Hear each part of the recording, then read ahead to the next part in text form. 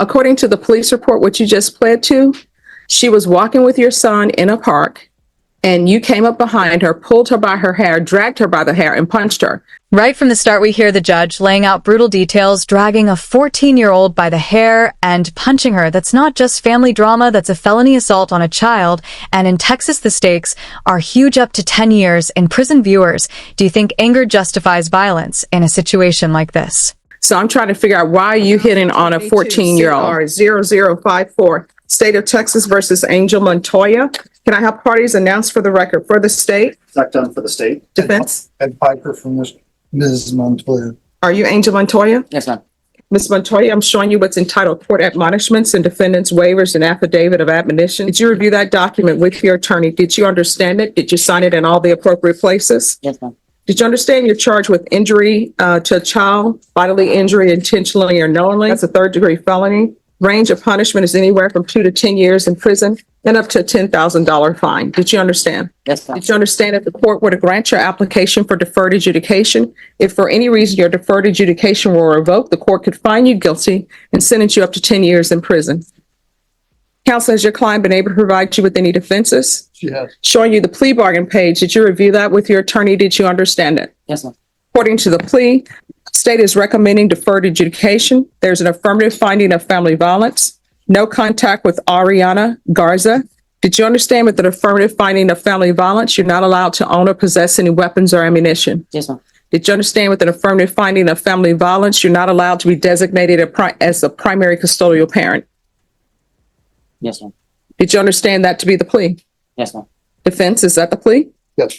Next, I'm showing you outside the agreement. The state is recommending that your community supervision be for a term of 4 years. Did you understand that's a recommendation from the state and the court does not have to follow that recommendation? Yes, ma'am. Then to the offenses charged, how do you plead? Guilty, not guilty, or no contest?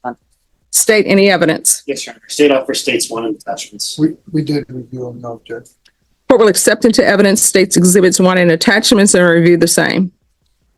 Notice how the judge accepts the plea but holds back on a guilty verdict. That's deferred adjudication, basically probation on a tight leash, one wrong move. And this defendant could face the full prison sentence hanging over her head. All right, after reviewing states exhibits 1 and attachments, the court will find there is sufficient evidence to find you guilty. Court will defer finding you guilty as you've applied for deferred adjudication. Are you proceeding with sentencing? Sure. Anything you might want to say on behalf of your client? Several things. She's 33 years old. This case happened about 3.5 years ago. Since that time, everything's been perfect. It's happened to be the girlfriend of her son, who she thought was leading him down the wrong path. Certainly not handled correctly, but the boy does not date or see the girlfriend anymore. Mom has not seen this girl since that time. She does have full-time employment as a night auditor at a local hotel. She's gainfully employed. She does other side work with other groups that she can tell you about if you'd like to hear, because I'm not familiar with the groups that she works with. So how old was your son's girlfriend? At the time, my son was 15, so I was swimming around 14, 15. All right, so why are you beating up on a 14 or 15-year-old? I'm not the one who did it. I'm sorry, what? I didn't. I've never seen this. Like, I've seen the girl in person, but I've never. Now, according to the police report, what you just pled to, she was walking with your son in a park, and you came up behind her, pulled her by her hair, dragged her by the hair, and punched her. So I'm trying to figure out, why are you hitting on a 14-year-old?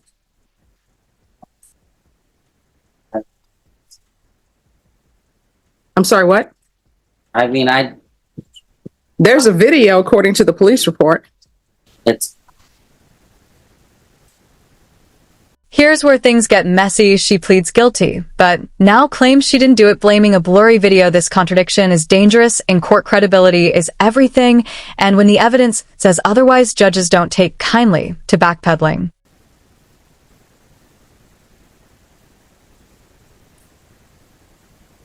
I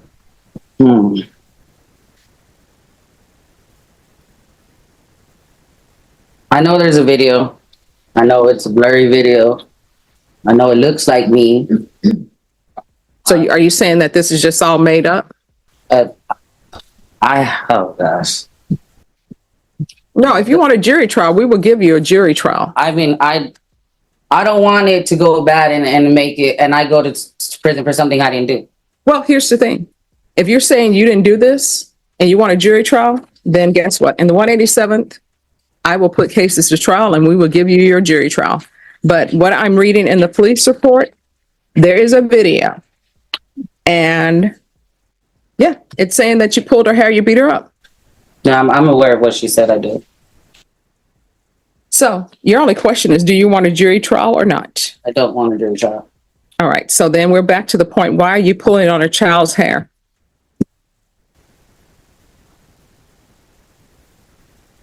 So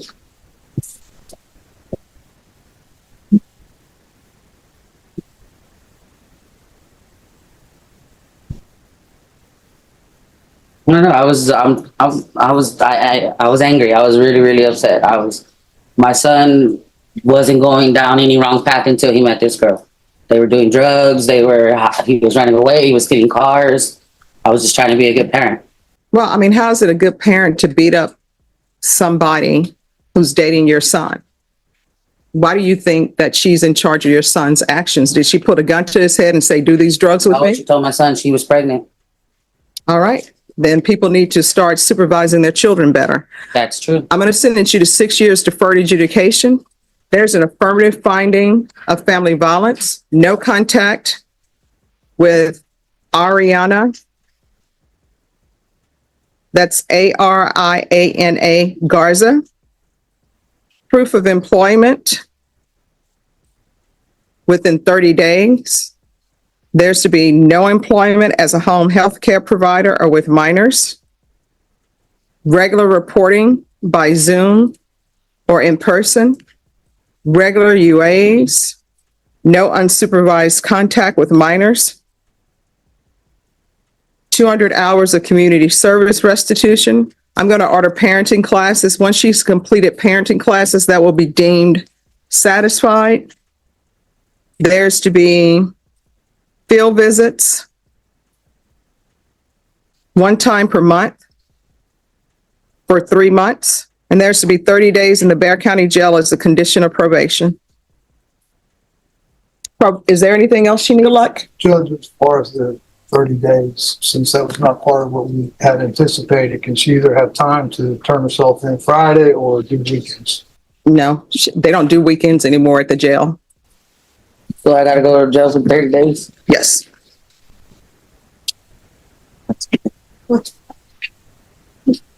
And just like that 30 days in jail tacked onto probation, many defendants underestimate this judge's often add jail time as a wake-up call. Even if probation is granted, do you think short jail stints actually help defendants change course? Calling 2022 CR 0054 State versus Angel Montoya. Can I have parties announced for the record for the state, For the state of Texas, for the defense? Attorney Bill Simmons for defense. And are you Angel Montoya? Yes, ma'am. Did you review the document entitled State's Motion to Enter Adjudication of Guilt and Revoke Community Supervision and State's Motion to Supplement Pending Motion to Enter Adjudication of Guilt and Revoke Community Supervision? Yes, ma'am. Are you the same Angel Montoya who's placed on deferred adjudication in 2022 CR 0054 for the offense of injury to a child bodily injury on February 13, 2024 for a term of 6 years? Is that you? Yes, ma'am. All right, state. Yes, Your Honor, off of state's supplemental pending motion, adjudication of guilt and revoke probation, violation condition number 4. In Bexar County, Texas, the defendant, Angel Montoya, did then and there fail to report to the supervision officer as directed for the months of April, May, and June 2025 in violation of condition number 4. How do you plead to that? True or not true? True. I'm sorry? True. Sorry. Additionally, Your Honor, on the state's original motion to enter adjudication of guilt, state will waive all of those violations. Any objections? No objection, Your Honor. Did you understand by pleading true to violation of condition number 4, the court could find it true, grant the motion, find you guilty, and sentence you up to 10 years in the prison and up to a $10,000 fine? Yes, ma'am. Knowing that, do you still wish to plead true to violation of condition number 4? Yes, ma'am. Court will find violation of condition number 4 true. Is there a proposed agreement? There is, Your Honor, and that is for the motion to be denied to allow the defendant to apply for felony drug court. Should she be accepted to that, then fine. Should she not be accepted to that, then alter and amend conditions of her current probation to add SATIF followed by SATIF aftercare. All right. Why isn't she reporting? Your Honor, is the court inclined to hear testimony? Because I have one witness as well. Yes, I want to know why she's not reporting. If I could, and then we'll call her, Judge. Sure. Okay. If I could call Leslie Banderas. Right. Hello, could you raise your right hand? Yes, Do you solemnly swear or affirm the testimony you give will be the truth and nothing but the truth, so help you God? yes, ma'am. All right, you can lower your hand, state your name for the record. Leslie Banderas. All right. Counsel, you may proceed. Ms. Banderas, how long have you known Ms. Montoya? All right. All her life. And you're familiar with her legal situations that she's been involved with, correct? Yes. Okay. And you've got a unique knowledge of that based on some of the organizations that actually, community organizations, the numerous community organizations that you're involved with, correct? Yes. And what are some of those organizations? I have organizations called Homies and United Network. Mhm. How we deal with the formerly incarcerated and their families, by, providing resources or guidance into the right direction. And the reason I'm asking this is that so that you have some understanding of Ms. Montoya's, what she's dealing with. Yes, And so you admit you deal with the formerly incarcerated. yes, When she had gotten out, she was on a parole, is that correct? yes, And but she did. Bottom line, you deal with a lot of people in these situations, correct? yes, Would you say that she was putting her best foot forward to try to be in compliance with her parole and the new probation that she had received? yes. From what I saw, she was completing, going to classes, and correspondence with her probation and her parole officer. We were even getting visits. She was getting visits to homes. So she, as far as I know, they were good visits, as far as I'm going over there. I'll pass the witness. Any questions? Just a few questions. I'm sorry, I didn't catch your name. Leslie Banderas. Ms. Banderas? Banderas. Balderas. Fast forward probation violation, missing monthly check-ins might not sound major, but it's one of the fastest ways to land back in front of a judge. Courts see failure to report as a red flag, a sign the defendant can't follow even basic rules. And how long did you say you've known Miss Montoya? I've known her all her life. Of her life. So since you were children, you guys grew up together, I guess? I'm her mother. Oh, you're her mother. I'm sorry. I didn't hear that part too. All right. So you being her mother, are you aware of the issues she's been having with substance abuse? Yes, I've been aware as far as what she was, I guess, smoking. Okay. How, to your knowledge, how long has she been abusing drugs or smoking, as you say? I'm not even gonna lie to you. My kids didn't even start messing up their life after they moved out of the house after the age of 18. Okay, so- She's always I've never had problems with her in school, anything like that. She graduated, even had a scholarship to go to college. Mhm. She was good, so. All right. So after adulthood is when these issues started to come down. Sorry to interrupt. So, sorry to interrupt. You're recommending that she be continued? Correct. All right, so here's my question for her. Either she wants to be on probation or not. She's not going to be released today. She's going to safety. If she doesn't want to go to safety, then she's going to be revoked. I believe the recommendation was SATIF, Your Honor, or no safety. It's sad, but based upon the stipulations that were entered into and what she did, obviously there are major drug issues, and this is more than just, I think, can be taken care of by SATIF, because let me just tell you the reason why I say that. She's looking at 10 years in the prison. She has some choices to make. Either I use drugs, and potentially could go to prison for 10 years, or either I don't. And she made the choice. I'm going to use. So that tells me that her thought processes are not where they should be, and that she's in the throes of her addiction. So I'm going to give her a choice of whether she wants to be continued on probation and go to safety or whether she wants to go to prison. What is that, CP? It's an inpatient treatment facility at the prison. Oh, at the, they provide housing, because me, Yes, they you know, do. what, like I said, the organizations that we do, we just feel, you know, they need help regardless of what. No, they're gonna give her help. Regardless of what the case is, you know, every individual needs help. No, they're going to give her help if she wants it. So let me have you step back and I'm going to ask her what she wants. And Your Honor, would that, so we're saying that there's no option for her to at least be interviewed by a felony drug court? Felony drug court is probably not going to accept her. I'd say 98% because of these charges and the underlying facts that are in these stipulations. So you have a choice. If you want, and these are your only two choices, there are no other choices. So there's no third choice. One, I can continue you. I will continue you and sentence you to safety. Or two, I will revoke you and sentence you to 5 years in the prison. Okay, but that interferes with my parole that I'm already on. And I'm good on parole. I go to all my classes, I pass all my drug tests, even some of the drug tests that I've come out negative as far as on probation, I've passed on parole. I'm getting help. I go to behavioral therapy, I go to therapy, psychiatrist, I'm on my depression, anxiety pills and everything like that. I'm on a mood stabilizer now that I'm in Bear County. Like See, these are things that people need to do when they're not in I custody. was doing that before custody. I have proof that I was doing that before custody. I went to university, I got into behavioral classes, I got into therapy.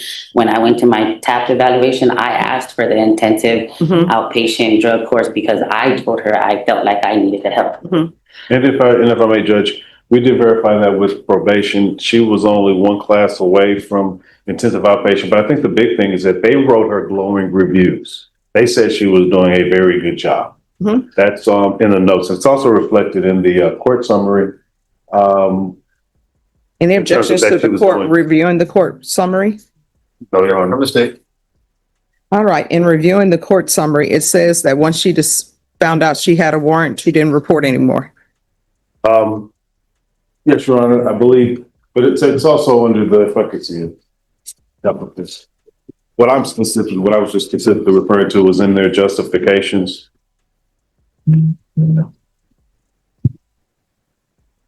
Just that specific language about. All right, so what I'm telling everybody. Their great attendance in the IOP program. All right, so this is what I'm telling everybody. They 99%. There's a 1%, maybe they'll accept her in the felony drug court, but there's a 99% chance they are not. What I'm telling you is she has a choice. If she would like for me to revoke her, I will sentence her to the 5 years. If not, then, I'll send her to felony drug court, but I'm telling you, felony drug court is not going to accept her. There's a 99% chance they won't accept her. If they don't accept her, she's going to safety. So those are the choices. There are no other choices. Yeah, I understand this. So, can I have 30 seconds, Judge? Yes. Counsel? Yes, Your Honor. If we could, about how long do we think the felony drug court referral would take? Because They'll probably have it done by next week. Because there's some questions to ask in terms of whether or not the safety would result in her parole being revoked, because it's treated as if, and I would ask the court too, it would be treated as if she's being sent to prison, which would revoke her current parole. That's a question that I would like to know, because I'm not something at the front of my thoughts. I'm not sure if that's true. If that's true and it results in that, then Yes. we can always bring her back. All right, the court is finding violation of condition number 4 true. Court would deny the motion. Alternate amend conditions to include in custody, a referral to felony drug court. If not accepted, then safety. Here's the crossroads. The judge gives her two stark choices: prison for 5 years or enter Safe PA prison-based rehab program. It's a test of priorities, freedom versus addiction. The question is, will she take the help or gamble on denial?